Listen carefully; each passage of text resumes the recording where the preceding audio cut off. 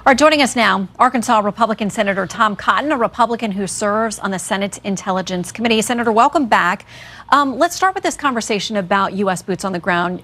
You heard Admiral Kirby say not ruling anything in or out, but you've called for special operators to go in.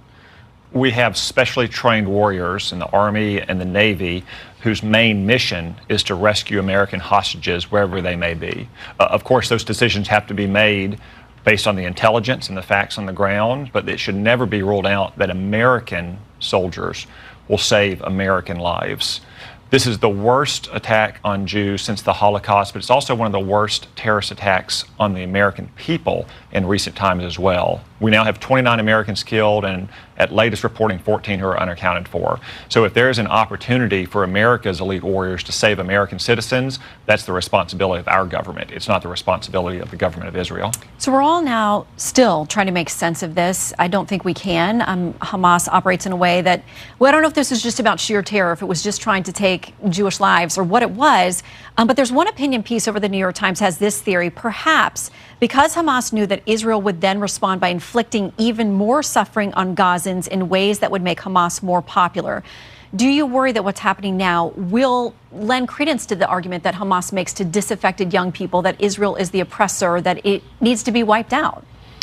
No, Shannon. Hamas has dedicated the destruction of Israel as a nation and the death of the Jewish people. That's in their charter. Israel has inflicted no suffering on Gaza. Hamas is responsible for the suffering in Gaza. They've been in charge there for 16 years. They didn't have to spend the billions of dollars they get from countries like Iran on things like tunnels and missiles. They could have spent it on water and power plants. Hamas is their sole responsibility for any suffering the people of Gaza have already had, or for any civilian casualties in Gaza, because Hamas intentionally uses women and children and the elderly for human shields. And if you don't want your hospitals or your schools or your mosque bombed, you shouldn't use them for military purposes. But you know the images that we're going to get. They're going to say this is Israel. They are carpet bombing and blanketing the Gaza Strip in a way that leaves, first of all, food and water cut off, a humanitarian crisis and destruction there. Shannon, as far as I'm concerned, Israel can bounce the rubble in Gaza. Anything that happens in Gaza is the responsibility of Hamas. Hamas killed women and children in Israel last weekend. If women and children die in Gaza, it will be because Hamas is using them as human shields, because they're not currently allowing them to evacuate, as Israel has asked them to do so. Gaza is the responsibility of Hamas. And if Hamas uses schools and kindergartens and mosques for military purposes, Israel has every right under the laws of war to strike back. And it is Hamas that's committing war crimes by using those civilians to create the imagery to try to put pressure on the Biden administration to cave, to not do what President Biden says he's going to do in Ukraine, which is to back them for as long as it takes. If we can back Ukraine for as long as it takes, surely we can back Israel for as long as it takes. So I want to talk about this issue of Iran. Obviously, they have supported these groups, whether there's a direct link here or not. The administration's still not willing to say. But one of your colleagues in the Senate had this to say earlier in the week about us potentially going directly after Iran. Here's Senator Graham. If you escalate the war by urging Hezbollah to attack Israel in the north, if Hamas kills one American and Israeli hostage, we're going to blow up your oil refineries and put you out of business. It is now time to take the war to the Ayatollah's backyard. Do you agree? Do you think that's an unnecessary provocation that could turn this into a regional or even world war? Well, first off, it's the Obama-Biden policy that has emboldened Iran now going back more than a decade, giving them hundreds of billions of dollars in sanctions relief. And I have to say the arguments from John Kirby now are so unpersuasive and so disingenuous to be offered only in bad faith. Everybody knows that Iran got $6 billion in ransom. And as you said, Shannon, that $6 billion freed up $6 billion that otherwise would have gone to other purposes. They got $10 billion of payments through Iraq that this administration approved. They got over $40 billion of relief in just refusal to enforce to the max the oil sanctions on Iran. So this administration has emboldened Iran time and time again. Now, the immediate objective has to be the recovery of American and Israeli citizens, if we can find those hostages, and then the total destruction of Hamas, not just as a terror group, but as a governing entity and a social movement. Now, if Iran tries to escalate but either directly or using Hezbollah, they need to understand that severe consequences will follow, not just from Israel, but from the United States as well. Look, Hamas would not exist as a military entity without Iran. Soon Hamas won't exist, and Iran needs to decide if it wants to follow in Hamas's footsteps. Would those be military responses or consequences from the U.S.? Nothing should be off the table. And Iran and Hezbollah should understand that we have two carrier strike groups in the region for a reason.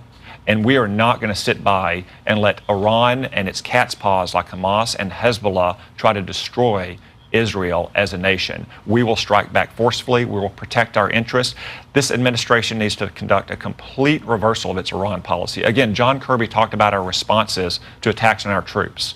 The Secretary of Defense said under questioning from me earlier this year that Iran has attacked our troops directly or through its proxies more than 80 times. We've only hit back 4 or 5 times. There's little wonder why Iran is so emboldened when this administration is so hesitant to hold it to account. I want to ask you about former President Trump. This week he took a number of swipes at Prime Minister Netanyahu, who's in the middle of a war now. It raised a lot of eyebrows. People were concerned. When this is a person who's been described as the most pro-Israel president in history, he has a lot of actions and a record to show that. Were you surprised by his take, in the words of calling Hezbollah, quote, very smart, not that he supports them, but giving them any kind of accolades in the middle of this? Well, he's since said that he stands firmly with Israel and with the prime minister. I understand they've had some personal disagreements, but when you're in the middle of a war, obviously personal disagreements between heads of states pale in comparison to the national interest.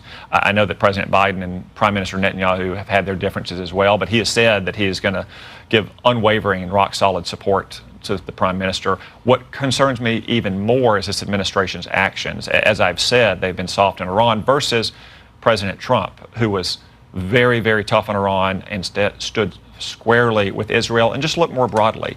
It wasn't on President Trump's watch that Kabul collapsed in 21. It wasn't on President Trump's watch that Russia invaded Ukraine. It wasn't on President Trump's watch that Iran unleashed its proxy, Hamas, to slaughter Jews in Israel. All these things happened under President Biden because President Biden has been tempting America's enemies with his weakness and his concessions. Very quickly, I want to ask you about the nomination of Jack Lew to be ambassador to the Senate. Expedite that. Do you have questions, as Senator Cruz and others have had about that nomination? Absolutely not. Jack Lew is an Iran sympathizer who has no business being our ambassador. It's bad for the United States. It's bad for Israel to have an Iran sympathizer as our ambassador to that country.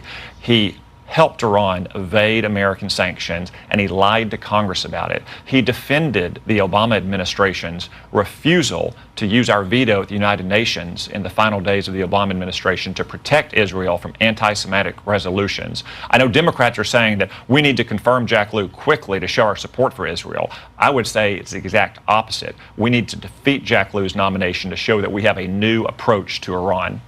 We will track that on Capitol Hill. Senator, thank you for your time always. Thank you, Shannon.